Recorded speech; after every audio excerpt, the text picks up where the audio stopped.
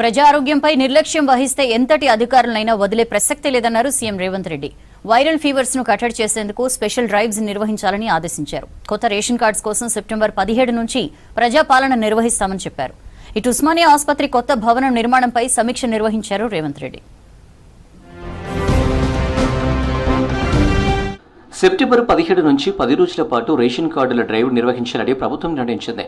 Ration card, health కార్డుల కోసం వివరాలు సేకరించాలని అధికారులను సీఎం రేవంత్ రెడ్డి ఆదేశించారు. Smart, proactive, efficient and effective డెలివరీపై సమీక్షించిన రేవంత్ పూర్తి హెల్త్ ప్రొఫైల్తో ప్రతి పౌరుడికి హెల్త్ కార్డు ఇవ్వాలన్నారు.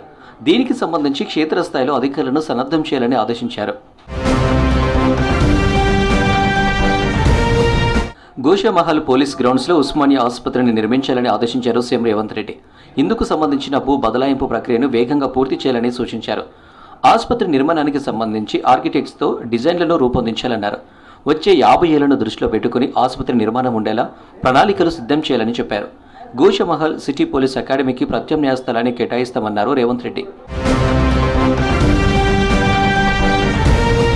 సీజనల్ వ్యాధులపై అప్రమత్తంగా ఉండాలని ముఖ్యమంత్రి రేవంత్ రెడ్డి అధికారులను ఆదేశించారు. డెంగ్యూ, చికెన్ గున్యా, వైరల్ జ్వరాలతో వివిధ ఆసుపత్రుల్లో పెరుగుతున్న కేసులపై ఆందోళన వ్యక్తం చేశారు. వ్యాధులు రాకముందే తగిన నివారణ చర్యలు చేపట్టాలని సూచించారు. గ్రేటర్ హైదరాబాద్తో పాటు రాష్ట్రంలోని అన్ని పట్టణాలు, గ్రామాల్లో దోమల నిర్మూలనకు ఫాగింగ్, స్ప్రే ముమ్మరం చేయాలని ముఖ్యమంత్రి ఆదేశించారు.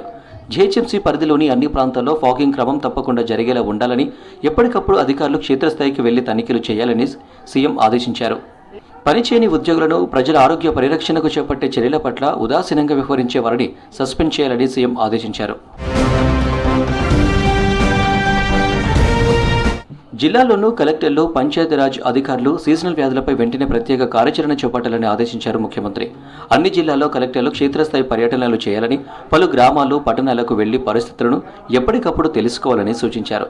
డెంగ్యూ, చికెన్ గున్యా కేసులు నమోదైన ప్రాంతాలకు వెళ్లి కారణాలను గుర్తించాలని, అవసరమైన పారిశుద్ధ్య కార్యక్రమాలు చేపట్టాలని ఆదేశించారు సీఎం రేవంత్.